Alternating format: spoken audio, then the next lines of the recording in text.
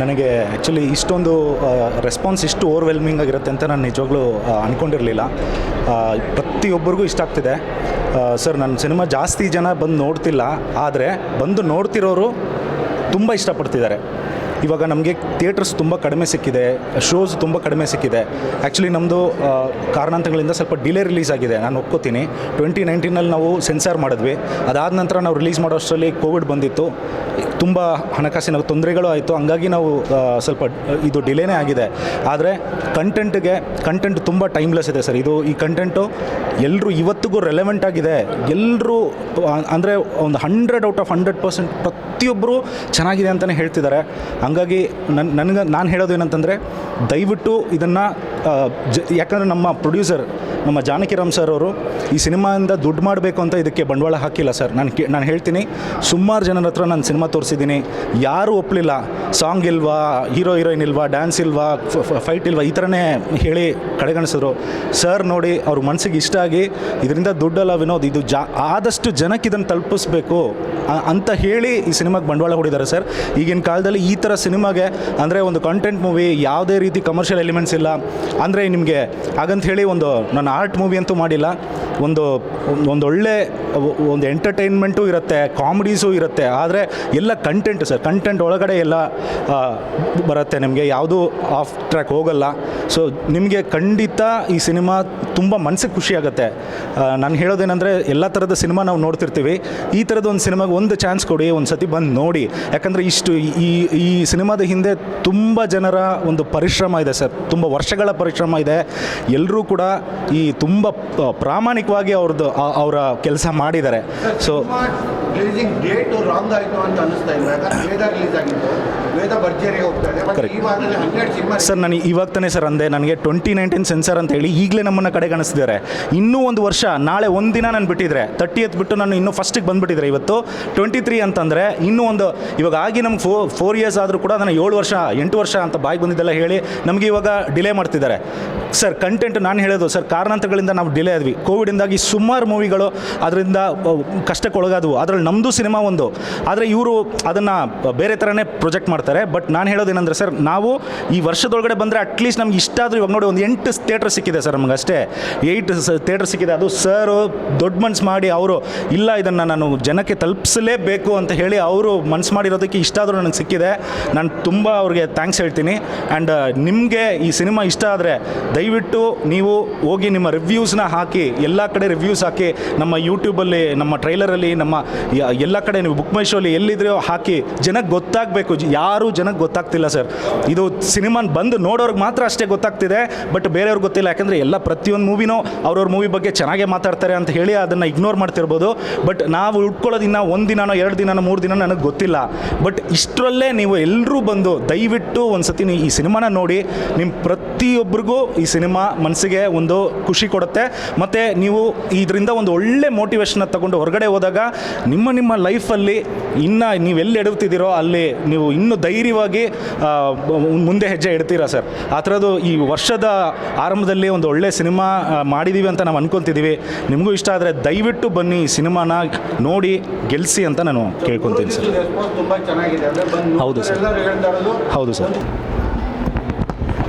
ಈಗಾಗಲೇ ನಮ್ಮ ವಿನೋದ್ ದಯಾನಂದ್ ಅವರು ಬಹಳಷ್ಟು ಮಾತಾಡಿದ್ದಾರೆ. ನಾನು ಒಂದು ಹೇಳಬಲ್ಲೆ, ನಮಗೆ ಈ ಸಿನಿಮಾ ಎಂಟೈರ್ ಜಾರ್ಡನ್ ಟೀಮು ತುಂಬ ಚೆನ್ನಾಗಿ ಮಾಡಿದ್ದಾರೆ. ಪ್ಲೀಸ್ ದಯವಿಟ್ಟು ಪ್ರತಿಯೊಬ್ಬರು ಬಂದು ನೋಡಿ, ನಿಮ್ಮ ಫ್ಯಾಮಿಲಿ ಸಮೇತ ಒಂದು ಸತಿ ಬಂದುಬಿಡಿ. ನಿಮಗೆ ಏನು ಅನಿಸುತ್ತೆ ಅಂತ ನಿಮಗೆ ಫೀಲ್ ಆಗುತ್ತೆ. 4-5 ವರ್ಷದಿಂದ ಕಷ್ಟಪಟ್ಟು ಪಾಪ ನಮ್ಮ ವಿನೋದ್ ದಯಾನಂದ್ ಅವರು ಎಂಟೈರ್ ಟೀಮು ತುಂಬ ಕಷ್ಟಪಟ್ಟಿದ್ದಾರೆ. ಇಂಥ ಒಂದು ಸಿನಿಮಾ ತೊಗೊಂಡು ಬಂದಿದ್ದಾರೆ. ನಾನು ತುಂಬ ಸಪೋರ್ಟ್ ಮಾಡಿದ್ದೀನಿ. ನಮಗೆ ಯಾವ ಕಡೆ ಏನು ಸಪೋರ್ಟ್ ಇಲ್ದಂಗೆ ಆಗಿದೆ. ಥಿಯೇಟರ್ಸ್ ಕೊಟ್ಟಿಲ್ಲ.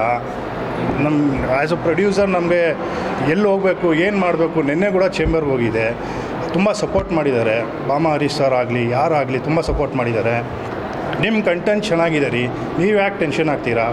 ಬರ್ತಾರೆ ಜನರು, ಬಂದು ನೋಡ್ತಾರೆ, ಜನರಿಂದನೇ ತಲುಪ್ಸೋಣ, ನೀವೇನು ಯೋಚನೆ ಮಾಡಬೇಡಿ ಅಂತ ಧೈರ್ಯ ತುಂಬಿಸಿದ್ದಾರೆ. ಅದಕ್ಕೆ ನಾನು ಹಾರ್ಟ್ಫುಲ್ಲಾಗಿ ಥ್ಯಾಂಕ್ಸ್ ಹೇಳ್ಬೇಕಂತ ಹೇಳ್ತಿದ್ದೀನಿ. ದಯವಿಟ್ಟು ಪ್ರತಿಯೊಬ್ಬರು ಇಂಡಿವಿಜುವಲ್ ಆಗಿ ಹೆಂಗೆ ರೀಚ್ ಮಾಡಿಸ್ತೀರಿ ಸಿನಿಮಾ ನಿಮ್ಮ ಕೈಲಿದೆ, ನೀವು ರೀಚ್ ಮಾಡೋ ರೀತಿಯಲ್ಲಿದೆ. ದಯವಿಟ್ಟು ಎಲ್ಲರೂ ಬಂದು ನಿಮ್ಮ ಫ್ಯಾಮಿಲಿ ಸಮೇತ ಮಕ್ಕಳ ಸಮೇತ ಬಂದು ನೋಡಿ ಅಂತ ಹೇಳ್ಬೇಕು. ಎಲ್ರಿಗೂ ಹೇಳೋದೇನೆಂದರೆ ಸರ್, ಎಲ್ಲರೂ ಈಗಾಗಲೇ ಈ ಸಿನಿಮಾ ಬಗ್ಗೆ ಯಾವ ಥರ ರಿವ್ಯೂ ಬಂದಿದೆ, ಎಲ್ಲರೂ ಏನು ಹೇಳ್ತಿದ್ದಾರೆ ಸಿನಿಮಾ ನೋಡಿ ಅನ್ನೋದನ್ನು ನೀವೆಲ್ಲರೂ ಯೂಟ್ಯೂಬಲ್ಲಿ ನೋಡ್ತಿದ್ದೀರಾ. ಬರೀ ನೋಡಿಬಿಟ್ಟು ಅದನ್ನು ಈ ಕಡೆ ಬರೀ ಸರಿಸೋದಲ್ಲ. ದಯವಿಟ್ಟು ಅಕ್ಕಪಕ್ಕ ಇರೋರಿಗೆ ಹೇಳಿ. ಯಾಕಂದರೆ ಈಗ ಸ್ಟಾರ್ಟಿಂಗಲ್ಲಿ ಏನು ನಮ್ಮ ಸಿನಿಮಾ ಟ್ರೈಲರ್ ಆಗಿರ್ಬೋದು, ಹಾಡುಗಳಾಗಿರ್ಬೋದು ಬಿಡುಗಡೆ ಆದಾಗ ಏನು ರೆಸ್ಪಾನ್ಸ್ ಸಿಗ್ತಿತ್ತೋ, ಈಗ ದಿನೇ ಅದನ್ನು ಹೆಚ್ಚಾಗ್ತಿರೋದಕ್ಕೆ ನಮ್ಗೆ ಬಹಳ ಖುಷಿ ಇದೆ. ಯಾವ ಹಿಟ್ ಸಿನಿಮಾ ಲಿಸ್ಟ್ಗೆ ಯಾವ ಸೇರಿದೆಯೋ ಎಲ್ಲ ಸಿನಿಮಾನೂ ಸ್ಟಾರ್ಟಿಂಗಲ್ಲಿ ಈ ಥರ ಕುಂಟ್ಕೊಂಡೇ ಹೋಗಿರೋದು ಬಹಳಷ್ಟು ಉದಾಹರಣೆಗಳು ನಮ್ಮ ಕನ್ನಡದಲ್ಲಿ ಆಲ್ರೆಡಿ ಇದೆ ಅಂತಂದರೆ ಈ ನಮ್ಮ ಸಿನಿಮಾದಲ್ಲಿ ಅಂಥ ಒಂದು ಶಕ್ತಿ ಇರೋದ್ರಿಂದನೇ ಎಲ್ಲರೂ ನಾವು ಇಷ್ಟೊಂದು ನಿಮ್ಮ ಅಂಗ್ಲಾಚಿ ಬೇಡ್ಕೋತಾ ಇದ್ದೀವಿ. ದಯವಿಟ್ಟು ಇರೋ ವಿಷಯನ ಏನು ಇದೆಯೋ ಅದನ್ನು ಮಾತ್ರ ಮಾತಾಡ್ತಿದ್ವಿ ನಾವು. ನಮ್ಮ ಮಾತುಗಳನ್ನು ಸ್ವಲ್ಪ ನೀವು ಎಲ್ರಿಗೂ ಈಗ ಯಾರು ಫೇಕ್ ಮಾತಾಡ್ತಿದ್ದಾರೆ, ಯಾರು ನಿಜ ಮಾತಾಡ್ತಿದ್ದಾರೆ ಅನ್ನೋದು ಆಲ್ರೆಡಿ ನಿಮ್ಗೆ ಗೊತ್ತಿರುತ್ತೆ ಅಂತ ನಾನು ಅನ್ಕೋತೀನಿ. ಅದಕ್ಕೋಸ್ಕರನಾದರೂ ನಿಮ್ಮ ಒಂದು ಆತ್ಮಸಾಕ್ಷಿಗೆ ಕೇಳಿ ಅದನ್ನು ಸರಿಯಾದ ರೀತಿಯಲ್ಲಿ ಯೂಸ್ ಮಾಡಿ ನಮ್ಮ ಹೊಸ ತಂಡಕ್ಕೆ ಗೆಲ್ಲಿಸಬೇಕು ಅಂತ ನಿಮ್ಮ ಹತ್ರ ನಾನು ಬಹಳ ಕಳಕಳಿಯಿಂದ ಕೇಳ್ಕೊತಾ ಇದ್ದೀನಿ. ಯಾಕಂದರೆ ಡೇ ಬೈ ಡೇ ದಿನ ಹೆಚ್ಚಾಗ್ತಾ ಇದೆ. ನೀವು ನೋಡಿ, ಯೂಟ್ಯೂಬ್ ಚಾನಲ್ ನೋಡಿ, ಎಲ್ಲ ಕಡೆ ನೋಡಿ. ದಯವಿಟ್ಟು ನಮ್ಮ ಸಿನಿಮಾನ ಒಳ್ಳೆ ಕಂಟೆಂಟ್ ಇರುವಂಥದ್ದು, ಒಳ್ಳೆ ಪ್ರತಿಯೊಂದು ಫ್ಯಾಮಿಲಿಗೂ ಇಷ್ಟ ಆಗುತ್ತೆ ಅಂತ ಈ ದೃಢವಾದ ವಿಶ್ವಾಸದಿಂದ ಹೇಳ್ತಾ ಇರೋದು. ಆಮೇಲೆ ನಾನು ಹೇಳ್ತಾ ಇಲ್ಲ ಸರ್, ನೋಡಿದವ್ರು ಪ್ರತಿಯೊಬ್ಬರ ಬಾಯಲ್ಲೂ ಇದೇ ಬರ್ತಿದೆ. ಪ್ರತಿಯೊಬ್ಬರು ಹೋಗುವಾಗ ಕಣ್ಣೀರು ಹಾಕೊಂಡು ಹೋಗ್ತಿದ್ದಾರೆ. ಈ ಕಣ್ಣೀರು ಹಾಕೊಂಡು ಹೋಗ್ತಿದ್ದಾರೆ ಅಂದರೆ ಅವ್ರ ಕಣ್ಣೀರಿಗೆ ಬೆಲೆ ಬೇಡವಾ? ಆಮೇಲೆ ಒಳ್ಳೆಯ ಒಂದು ಕತೆಗೆ ಇನ್ನೊಂದು ಮುಂದೆ ಮಾಡಬೇಕು ಅಂತಂದರೆ ಅದಕ್ಕೆ ನೀವು ಪ್ರೋತ್ಸಾಹ ಕೊಟ್ಟಾಗ ಮಾತ್ರ ಸಾಧ್ಯ. ದಯವಿಟ್ಟು ನಮ್ಮ ಸಿನಿಮಾಗೆ ನಿಮ್ಮ ಪ್ರೋತ್ಸಾಹ ಬೇಕೇ ಬೇಕು. ಪ್ಲೀಸ್ ಥಿಯೇಟ್ರಿಗೆ ಬಂದು ಸಿನಿಮಾ ನೋಡಿ. ಈ ಥರ ಸಿನಿಮಾಗಳನ್ನು ಅಂದರೆ ಕಂಟೆಂಟ್ ಇರೋ ಸಿನಿಮಾಗಳನ್ನು ಗೆಲ್ಲಿಸಿದ್ರೆ ಮಾತ್ರನೇ ಸಾಧ್ಯ ನಾವು ಮುಂದೆ ಇನ್ನೊಂದು ಹೆಜ್ಜೆ ಇಡೋಕ್ಕೆ ಸಾಧ್ಯ. ನಾವು ಎಷ್ಟೇ ಸಿನಿಮಾಗಳು ಕೆಲಸ ಮಾಡಿದ್ರು ಕೂಡ ಮತ್ತೆ ಇದೇ ಹಂತದಲ್ಲಿರ್ತೀವಿ.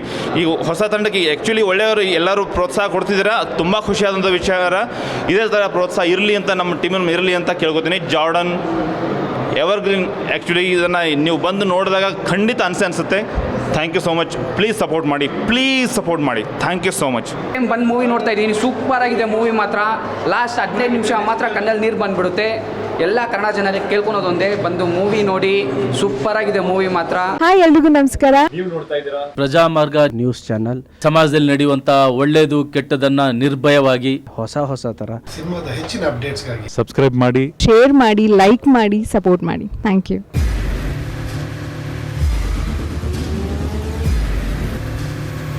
ಪ್ರಜಾಮಾರ್ಗ ನ್ಯೂಸ್, ಇದು ಜನಸಾಮಾನ್ಯರ ಧ್ವನಿ.